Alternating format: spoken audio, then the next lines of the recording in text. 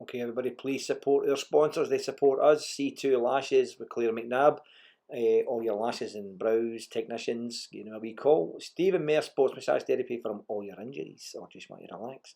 It's Turbo Time with Turbo Trail Plastering and Rough Casting Services Limited. No BS from this PT team Mersey. You know them, give them a call. There's the lovely Eileen Burke from MB Glass Partitions. They do amazing work with all your glass panels, you name it, backsplashes. Give them a wee buzz. I think hypnotherapy and personal development when you're up and when you're down.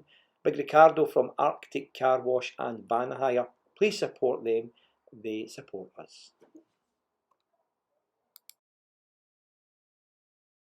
Hi, buddy. How you doing? And welcome to the Mersey Concept. And today we've got Darren Wilson from Safe, who's going to give us a wee journey about himself. And I'm going to let Darren really explain that himself. Darren, welcome. How you doing? Yeah, all right, Stephen. Thanks. How was it with your Stein now, mate? What, sorry? How was it with your Stein just now? How's things doing there? Oh, it's the COVID situation. Yep. Yeah, well, it's all madness in my personal opinion, but yeah, it's tough, isn't it? You know, it has a lot of effects on people's mental health and, you know what I mean, general well-being, you know what I mean, being isolated, cooped up, you know, masks or no masks and the masks and the anti-vaxxers and vaccines. Yeah, yep. Too much for me. It's higher than my pay grade. Yep. What's your logo there, Darren, in Safe Hands? What's your logo on your T-shirt?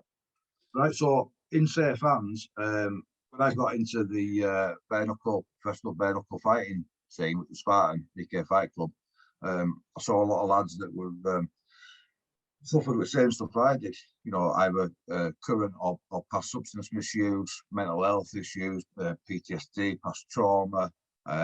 Some fighters may have been taking steroids, stuff like that, you know, and obviously it's a blood sport, so bloodborne virus testing. So I set up a charity, a community interest company.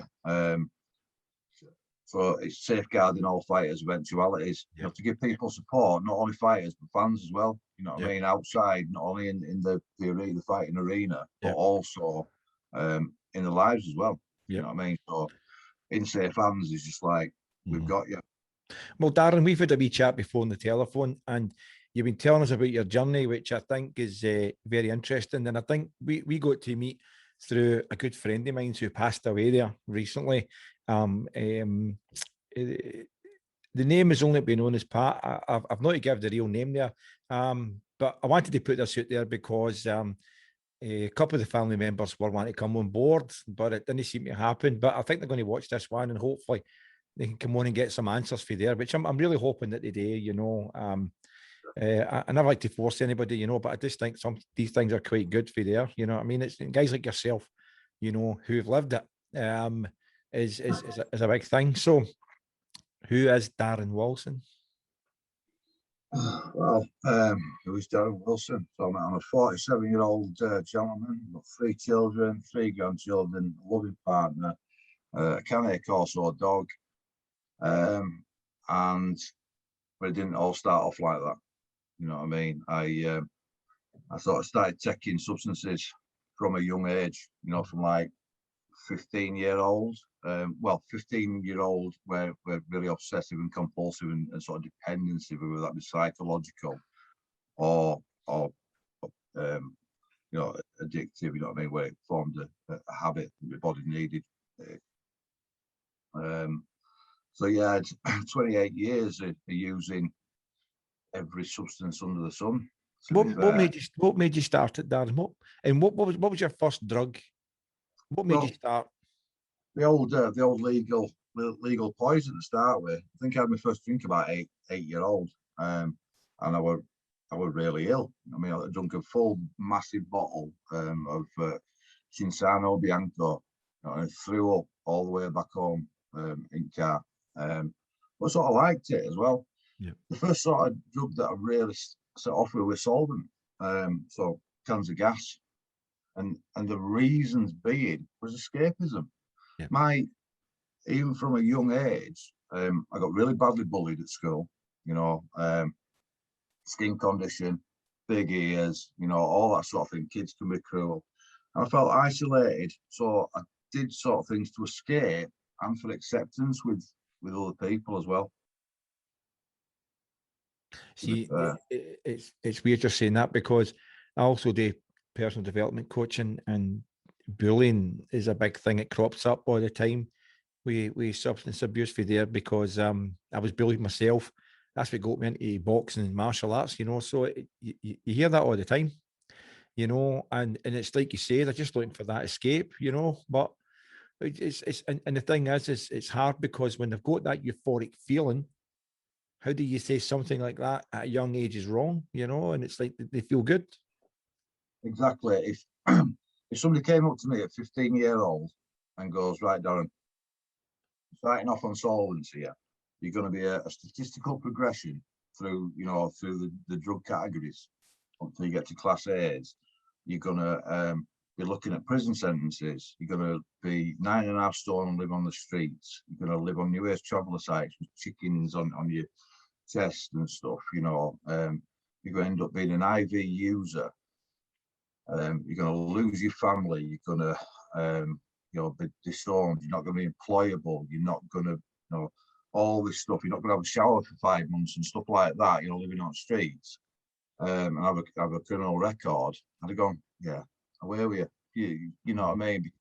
At 15-year-old, you know everything, don't you? But with hindsight.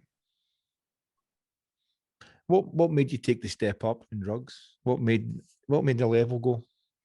I suppose it's just who you were, isn't it? It's sort of my experience. It's just who you were. You know, when say I was born in 1974, so by late 80s, early 90s, rave scene here. You know what I mean? The rave scene actually ended at Manchester. You know, illegal parties in warehouses and fields and all that sort of thing.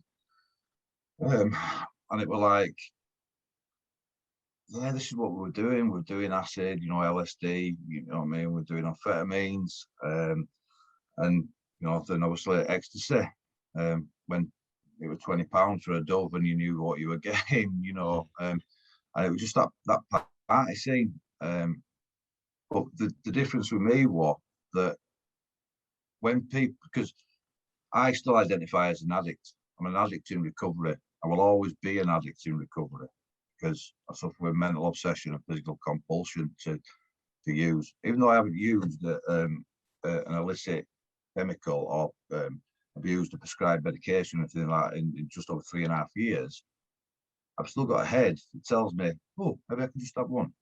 You know, so I hear that for everybody. They never seem to lose it. They never seem to lose it. You know, it's always there. Yeah. It's always there. But it's a footballer, isn't it? You know, I used for 28 years every day, multiple times a day. So what about your family? What about your family, Darren? I mean, did they know, or were you hiding it for them? What was the situation there? At a young age, I was hiding it. I was hiding it. It was only in like 1994-ish, when I started taking heroin. When it's, you know, heroin, obviously, it forms a dependency very quickly. So lost a lot of weight. I wasn't punctual. I wasn't reliable. You know, I set off with good intentions to do the right things, but my behaviour completely changed. And so, yeah, I hurt my family along the way, really. What about the hair? If you don't mind, I want to jump on that for there, the heroin situation. I don't want to get into massive detail on this one, but it's I remember I was with a certain friend years ago, and we were at this certain place, and it was really weird, because you recognise a situation, you know, and if you're through the streets, you do recognise certain things, you know, and vibes.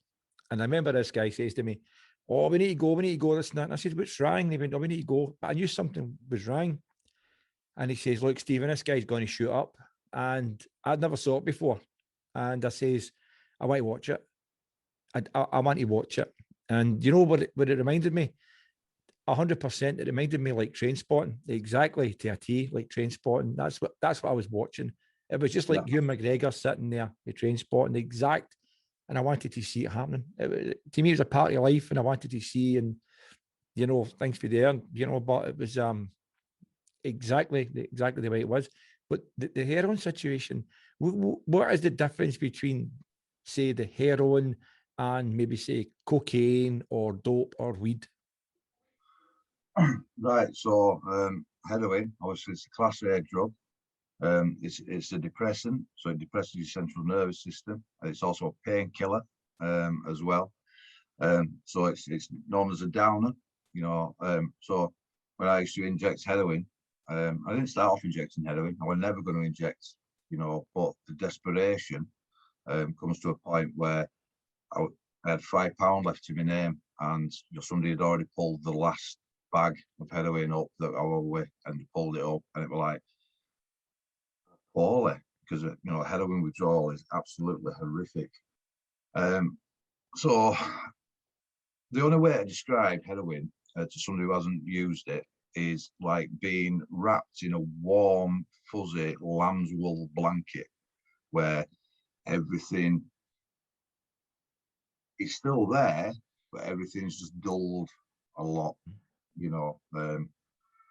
So, but obviously with cocaine, it's short acting, you know, it's a stimulant, so you're up and about, you know. And same with crack cocaine, you know, I spent a lot of money on crack cocaine, and it's very moreish because it sets off, you know. So if you start off a level and you have one pipe and it brings you to here, yeah, then as it's dropping, it drops to there. So your next pipe only goes to there, and then you go down there. So eventually, you're not even hitting the base level you start with. And that's why people spend £500 a night. That's what I got to, £500 a night, chasing that initial first pint. Do you know what's always got me, Darren?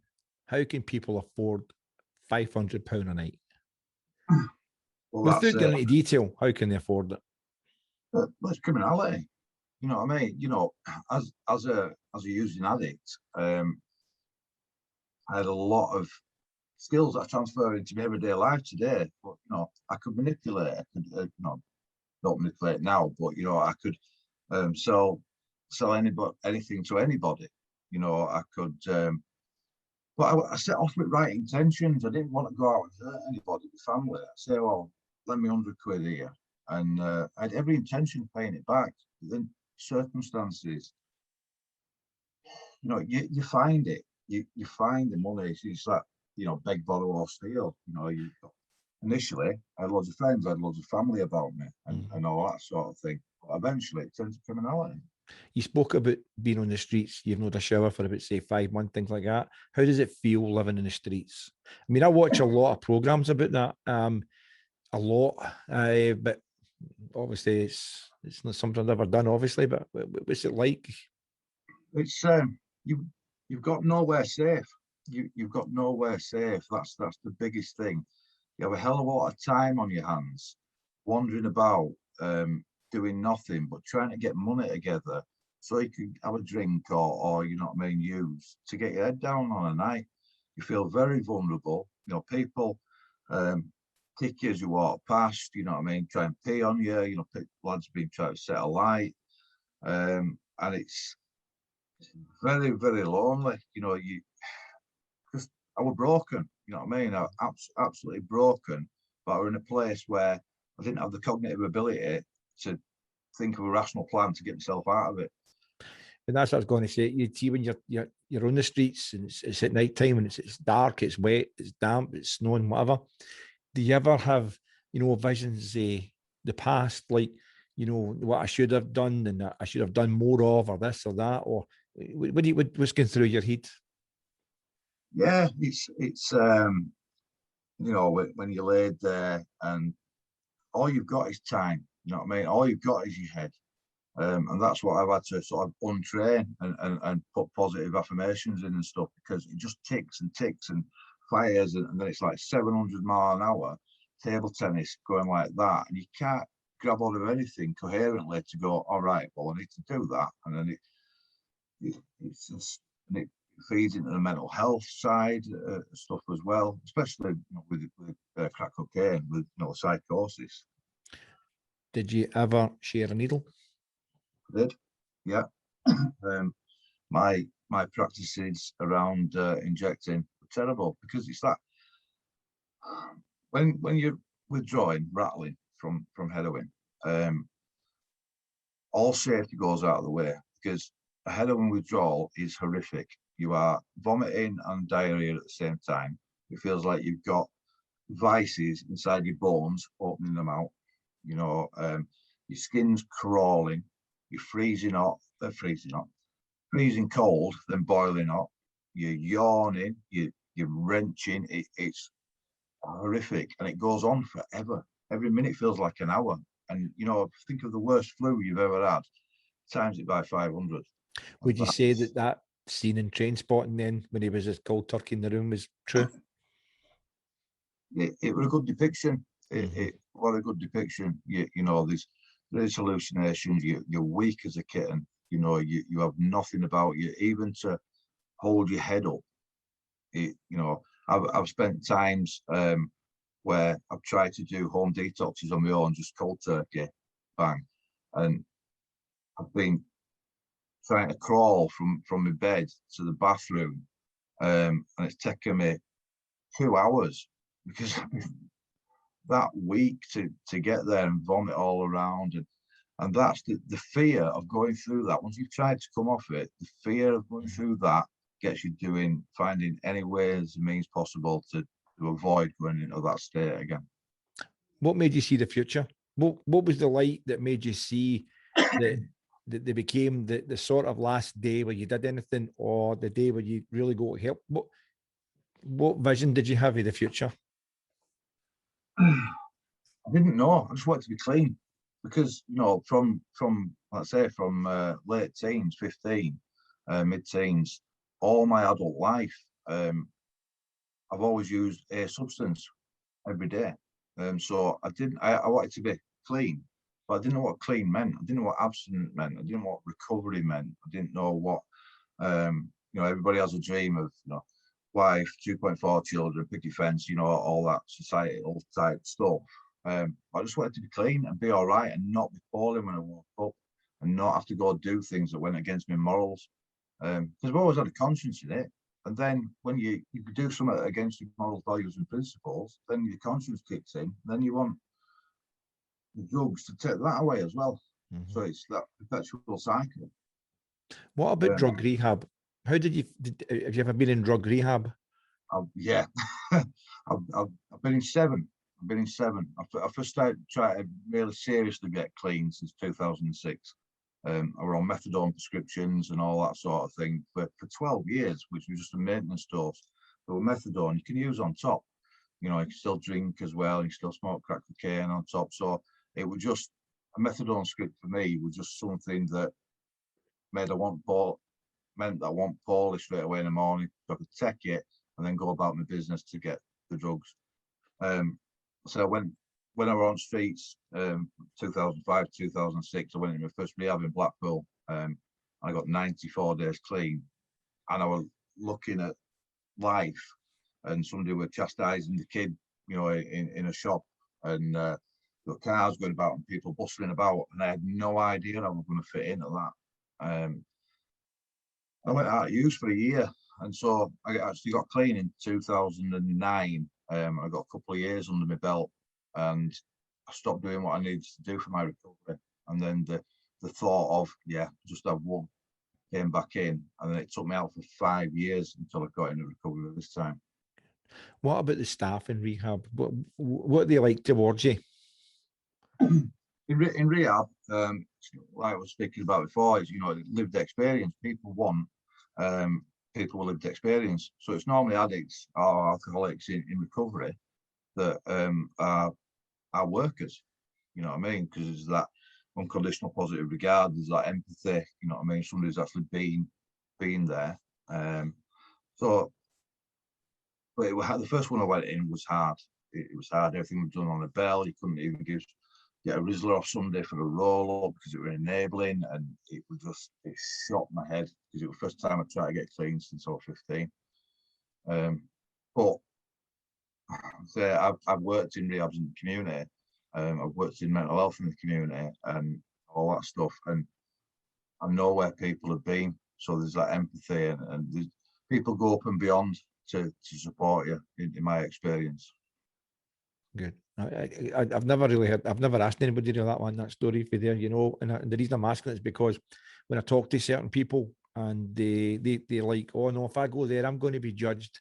You know, they're just, it's going to be, I'm tarred with the same brush and things like that, you know, and I've never known anybody, you know, well, anybody in that, as I say that again for there. I just wanted to know how, did they do that? Did they tar you with the same brush, or, you know, were they sympathetic towards it? Well, of course, they're sympathetic, because you know you're trying. You want to give up these behaviours you've had for a long time. Most people, or you're at a place where you can't care for yourself. You know what I mean? Because you know the drugs, and I include alcohol as a drug. It'd be a class A if it were found today. You know what I mean? With the impact it has on society and people's health and deaths and stuff. So yeah, they're supportive, but what I had to accept is what I suffered from to start with. I just thought, put the heroin down, I'll be all right. You know, it's not a case of that for me. I'm obsessive and compulsive with or without drugs. I can be obsessive about gym, boxing, crash cars, motorbikes, trainers, women, you know, anything, because I look for an external fix for an internal problem. Yep. What about your body? Did any parts of your body suffer? Organs differed? Did anything, or did you escape that? I've been really lucky, really. I mean, I've got, I don't know if you can see, on there, I've got veins, track marks all up my arms. You know, even though I'd used dirty needles, I got away with, I didn't get hepatitis C, I didn't get HIV. I was really fortunate in that respect. I had I had one occasion where they were going to chop my right arm off, because it was that swollen, like 3 times the size it normally was. I put it in a Bradford sling in hospital, and 5 injections a day of, you know, stuff to sort out and warfarin. And they said if it don't start, because it was tracking, they said if it don't start working, we'd have to take your arm. You know what I mean? And thankfully, somebody were looking out for me, and I still got my arm. But the insanity of this stuff is, I'm there in a sling, going to lose my arm because of the need not to be poorly. I had my partner at the time injecting me in my other arm. You know what I mean? The consequences, you sort of take your chances because of the fear of that withdrawal process. What would you say to any families who think their kids are using? What would their approach be? This is a strange one. It's an hard one because I've had both approaches from my own family. They tried to support me. They tried to you know, get me help, take me to substance misuse appointments and stuff like that. And they've also done the tough love thing where they booted me out, and that's where I ended up on the streets and stuff like that. I think it's just about communication, not chastising, not having a stigmatic view that, you know, and stereotypical view of somebody that uses heroin or any other substance dependently or chaotically or harmfully. We need help. People need help. They don't need bollocking. You know what I mean? They don't need people, you know, parents to go, oh, I'm that. You know, we're human beings. We're human beings. You know, I haven't got a moral deficiency. I've got an illness. An illness that the way I look at it is, if you're allergic to peanuts, yeah, if you've got a peanut allergy and you come out in an anaphylactic shock and you swell up and all this, yeah, and you die. Now, the rational sane thing to do is, you don't eat peanuts, do you? Right? And your head will tell you, well, I'm allergic to them, I'm not going to eat them. So what I suffer from is I've got a mind that says, you'll be all right with that one, it'll be different this time. And then the body, as soon as I put it in, goes, oh, anaphylactic shock. But do you know what I mean? It sets off, it sparks it off that I cannot stop. You know, my last relapse, I had 1 beer, and well, then I supped about 8 that night, which was really steady for me. Then I had no desire to drink the next day. But within a space of 2 weeks, I had a needle back in my leg. I was looking at a 7-year prison sentence, and I tried to commit suicide. because I couldn't carry on living, doing the things I was doing to family and friends, and being that spiritually bankrupt and broken and physically and mentally tortured. I felt my only way out for the best thing for me and my family was to try and just not be here. So where is Darren Wilson now? Where am I now? I'm just over 3 years, 7 months abstinent, which is, it doesn't sound a lot, but it's a miracle. If I can get through a day without using, I'm not clinging on to see every day going, no, don't use. I have no desire to use. But I've still got an head that tells me every so often, oh, that'd be nice. Oh, well, I smell a weed, when I'm walking past and go, oh, that smells nice. I don't even like weed. I stopped smoking weed about 15 years ago. I didn't even like it when I smelled it, when I smoked it. But my head will still go, oh yeah. No desire to use. Thankfully, I work a 12-step program, and I won't say which one because it's part of our traditions. We don't air which one we go to at the level of press, radio, and films. I work a 12-step program, which has allowed me to look at what I suffer from, start believing in somebody else to give me some help, because I would always, I'll fight anybody, I'll do this on my own. The motto in our sort of camp is you surrender to win. It's that paradox. I get support of other people that have walked my path and are a bit further along than me. Then I sponsor people that are a little bit at the start of their journey. So I do that, and it's allowed me to see how I tick a lot of introspective work around my past, my childhood, my resentments, my fears, my conduct in general, what harms have caused, and then where I've been able to, I've gone back and made direct amends, whether that be financial or just say, look, this is how it was. What do you need me to do to sort of give you a bit of respite or a bit of restitution? And it's, I've got a good life. It's not about material things in recovery, but it's nice to have material things as well. Remember, I've come from being 9.5 stone living on the streets. I got to fight for a European light heavyweight title at Spartan BK Fight Club. And stand-up comedy for charity and stuff like that, writing my own stuff. I've acted in a play. I've set up safeguarding all fighters' eventualities to help support people with the same complex needs that I had. We've got a beautiful partner. We, in a rented accommodation, rented house, but it's all right. I'm not on the streets. Drive a nice Audi. Most of all, I'm not hurting anybody on a daily basis, and I'm able to give back through my lived experience to try and help other people, because nobody has to die from this disease. Yep. Nobody has to die from this disease. Can you tell us a wee bit more about SAFE? Yeah. Like I say, I set it up to help people, really, because when I was fighting, I noticed lads and fans, I had certain problems or that might not even realise they had a problem. I'm getting a lot of feedback now. A lot of people are ringing me up and messaging me and saying, I've got this going on, I've got this mental health going on, I've got that substance misuse stuff going on, or I've got this going on with kids, or I've got this, because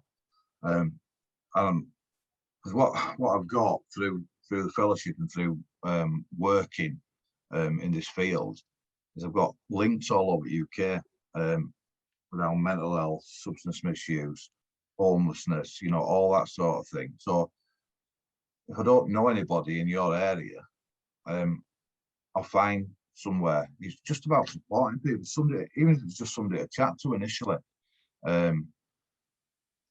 Like I say, I've volunteered for the Hepatitis C Trust as well, so I learned how to bloodborne virus test, dry blood spot testing. So I can run that out for fighters and stuff like that. Just set up support through sport, safe for communities as well as part of SAFE, which is try to get people away from the knife crime, the gun crime, the fighting on the street, get them in the boxing gyms, getting it, well, support through any sport whatsoever, whether it be running, discus throwing, whatever your bag is, sort of thing. So we try to get people on board that want to sort of affiliate with SAFE, and putting together a database of places across the UK where I can say, right, we've got these people contacting us. This gym's, you can come down there, maybe a bit of a reduced rate, or stuff like that. Yep. I'm enjoying watching Christian stuff on the Spartan. I'm enjoying that regular every day. It's good. It's I've done a wee podcast with me. It's interesting, I've been involved in boxing and Thai boxing all my life, but no bare knuckle. I've never been involved in getting into the ring and fighting bare knuckle. So as he said, it's got an acquired taste, but it's good watching his stuff because he keeps it regular, which I like to see people doing. It's regular. He's always on there. I like to watch that for there. Right. So, but it's one wee last question before we go here, Darren. I wanted to ask you earlier on, I forgot about it. Do you feel as though the government gives decent enough help and support regarding drugs?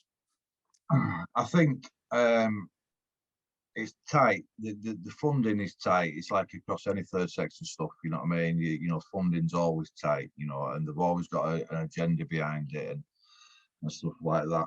There is a lot more going into substance misuse, but then it seems to be a lot of pilot schemes. 12-month funding for this, 12-month funding for that. A lot of people are still on long-term prescriptions, substitute medication, which don't need to be. In my opinion, I were on a methadone prescription 12 years. 12 years, you know what I mean? And not once did I have any intervention that did anything. It's all right going in there and filling out TOPS forms, treatment outcome profiles and stuff like that to tick boxes for funding and stuff, but it's got a lot better.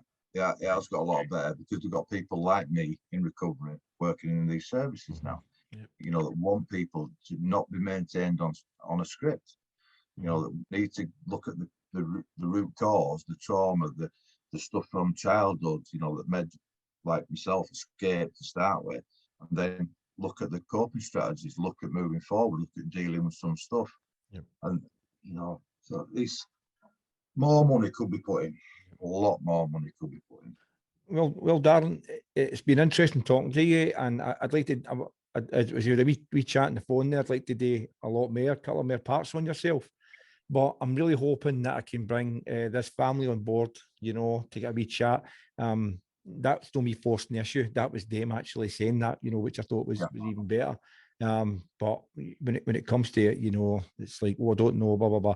But I think when they see this, I think it'll be a big difference. And I think, we can get you back on again, Dan, and hopefully bring the one or two on. And as I said to him, it can be audio. And I think they would have a lot more to ask you regarding their boy, and it'd be good for me to listen to that as well, and be more educated on it and see what's what. But it's good talking to you, and we'll definitely be in touch again with you there, Darren, and we'll be keeping an eye on SAFE as well, and Christian and the rest of the gang for the Spartan boxing young for there. So Darren, thank you very much for the Mersey Concept. We'll be in touch again. Cheers, mate. Nice. Thanks, mate.